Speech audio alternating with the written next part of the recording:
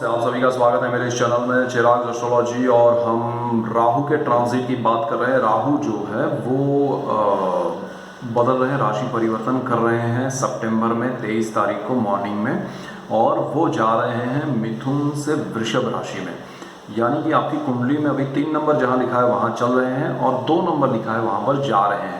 Rahu retro होते हैं, reverse चलते हैं, तो राहु और केतु साथ में ट्रांजिट करेंगे। उसमें से राहु जो है वो आपके वृषभ राशि में परिवर्तन कर रहे हैं। हम वृषभ लग्न की बात करने वाले हैं। वृषभ लग्न जो है उन्हीं के फर्स्ट हाउस में, उसी राशि में वो आ रहे हैं। तो वृषभ लग्न के लिए राहु का ट्रांजिट बहुत इंपॉर्टेंट है।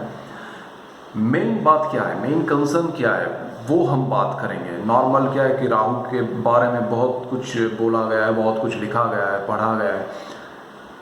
राहु जिस भी स्थान में आते हैं उस स्थान से रिलेट करती हुई बातों को वो उजागर करते हैं, वो उसको हाईलाइट करते हैं।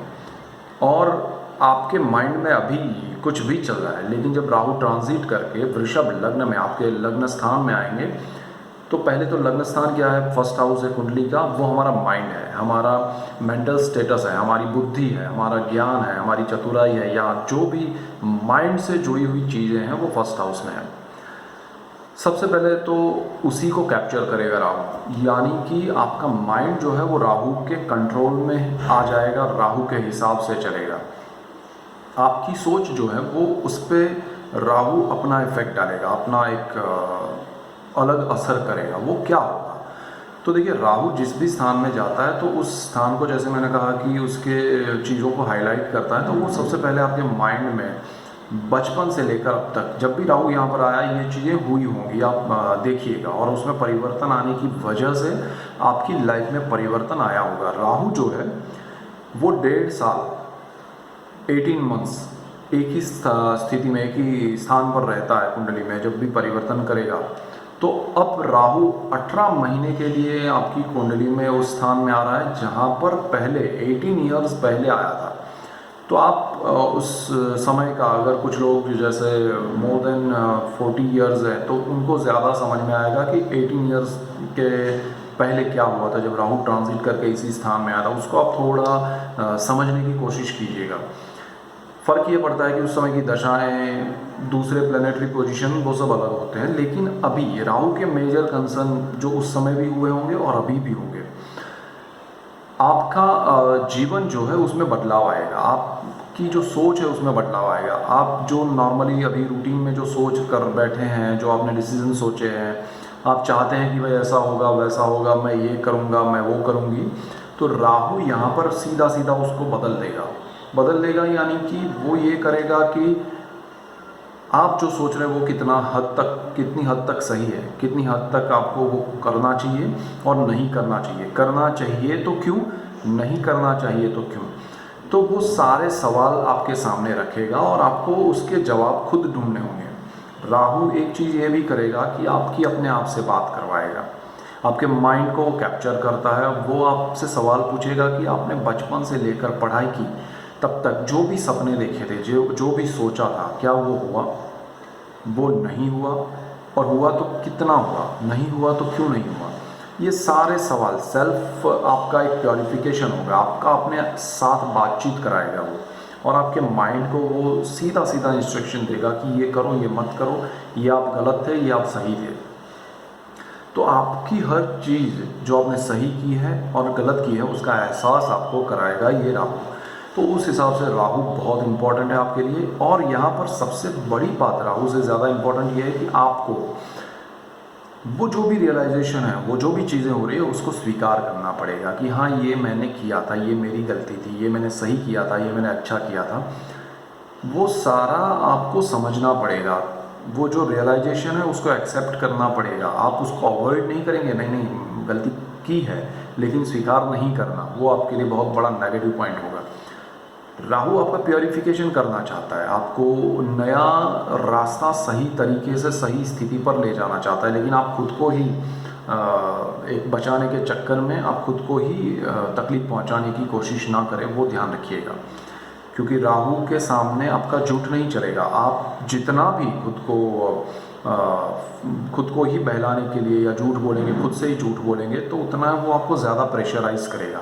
फिर आप मोरली टूटते जाएंगे एंड देन आप एक्सेप्ट करेंगे, और उस समय में ये 1.5 साल ख़त्म होगा। तो ये अगर ऐसा किया आपने तो वो स्ट्रेस लेवल बढ़ेगा, माइंड पे इफेक्ट होगा, उसकी वजह से पूरे बॉडी पे इफेक्ट होगा। तो दिस इज़ बहुत इम्पॉर्टेंट पॉइंट कि भाई आपको उन चीज़ों को ऑब्जर्वेशन में रखना है राहु ट्रांजिट के बाद, और पूरे 3-4 महीने आप देखते जाइए कि क्या हो रहा है आपके सामने। पुरानी चीज़ें, पुरानी बातें, पुराने लोग, आपने जो सोचा था वो सब चीज़ें, आपने कुछ करने के लिए सोचा था, तो वो सारा एक एटमॉस्फेयर सामने आएगा, वो क्रिएट होगा, वो आपके सामने दोहराया जाएगा। तो उसमें से आपके लिए जो सही था, आपने जो सही किया था वो भी आएगा, आपने जो नहीं सही किया है वो भी आएगा। उन चीज़ों को आप परखिए, ऑब्जर्व कीजिए, एक्सेप्ट कीजिए जो आपने सही गलत किया है, और उसमें से अब क्या करना चाहिए। मेन पॉइंट ये है कि अब क्या करना चाहिए, उस पर आप फोकस कीजिए उसमें से, और अच्छे से राहु आपको ले जाएगा कि भाई अब ये कीजिए जो आपके लिए सही है, ये मत कीजिए, मैंने आपको बता दिया कि ये मत कीजिए, और फिर राहु आपको सही दिशा में ले जाएगा। तो this is the best time actually वृषभ लग्न के लिए, अगर उनमें एक्सेप्टेंस का पावर है तो, वो आपकी वृत्ति है तो, कि भाई हाँ स्वीकार करो।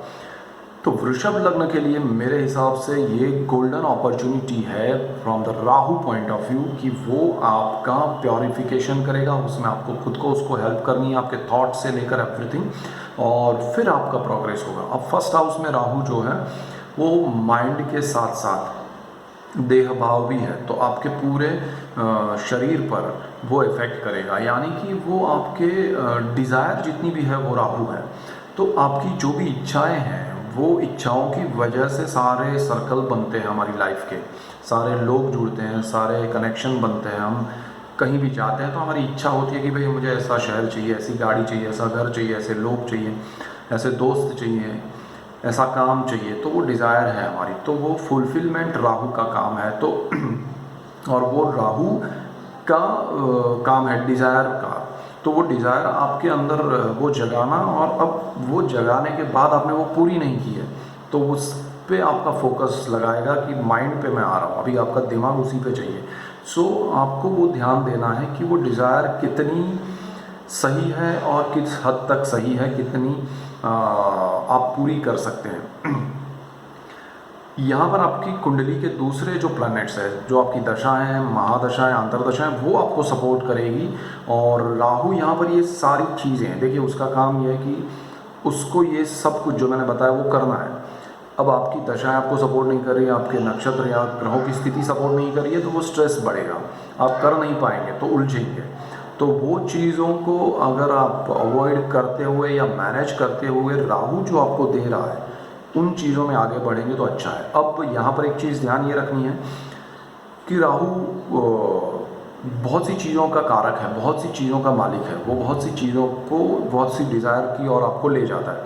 अब आपको वो ये कहें कि दूसरे ग्रह आपके ऐसे हैं, उस हिसाब से वो आपको गलत संगत में भी ले जाने के लिए उकसा सकता है। वो आपके कुंडली के ग्रहों पे डिपेंड करेगा, आपको गलत काम या गलत रास्ते से पैसा कमाना, वो सारी चीज़ें वो देगा। तो आपको उसमें ध्यान देना है कि ये करना है या नहीं करना है। राहु का एक नेचर ये भी है कि ये उसका काम है कि वो आपको सारी अपने कारकत्व में जो चीज़ें आती वो दे, उसमें से स्वीकार क्या करना है वो आप पे डिपेंड करेगा। जो कर्म की थियरी है कि आप जो करना चाहते हो वो थाली दोनों रखेगा आपके सामने, अच्छी भी और ख़राब भी। आपके हक की जो है वो खाइएगा, अच्छी थाली कैसी भी हो उसको अवॉइड कीजिएगा, क्योंकि राहु आपको डिज़ायर की ओर ले जाता है।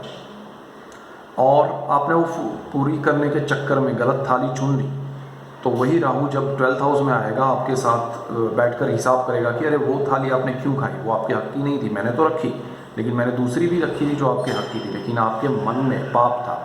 So this is the Rahu. तो राहु को पहचान के चलिएगा। फर्स्ट हाउस में आ रहा है, इसलिए मैं बार बार ये चीज़ें कह रहा हूँ। और उसकी जो दृष्टियाँ हैं वो 5th हाउस पे हैं, 7th हाउस पे हैं और आपके 9th हाउस पे हैं।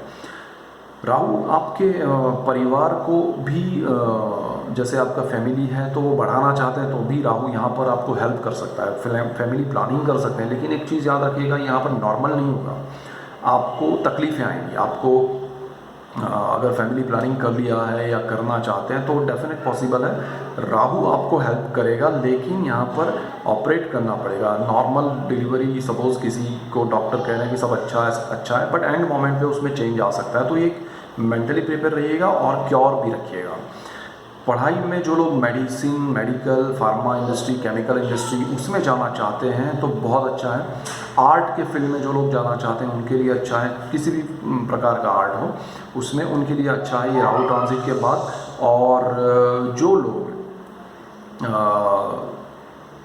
शेयर मार्केट वगैरह में पैसा इन्वेस्ट करना चाहते हैं या कर रहे हैं तो वो राहु के ट्रांजिट के दौरान ध्यान रखें कि ऐसी बातों में ना उलझे जहाँ पर आपको लग रहा है कि ये मुझे करोड़पति बना देगा या ये शेयर में मुझे ऐसा फ़ायदा होगा, बड़ा आप करने जाएंगे और बहुत बड़ा प्रॉब्लम हो सकता है। सो उसमें ज़रा आप बैकफुट पे रहिएगा। उसके बाद अगर 7th हाउस की बात करूँ तो पार्टनरशिप डेफिनेटली आपकी रीस्ट्रक्चर होगी, यानी कि पुराने पार्टनरशिप में अगर सही नहीं है चीज़ें तो आपको बदलाव देखना पड़ेगा, आपके लिए बदलाव आएगा। वो आपके पार्टनर का रियलिटी, आपका रियलिटी एक दूसरे के सामने रखेगा। अगर वो सही मैच नहीं हो रहा तो डेफिनेटली आप एक दूसरे से अलग हो जाएंगे, आपको जुदा होना पड़ेगा।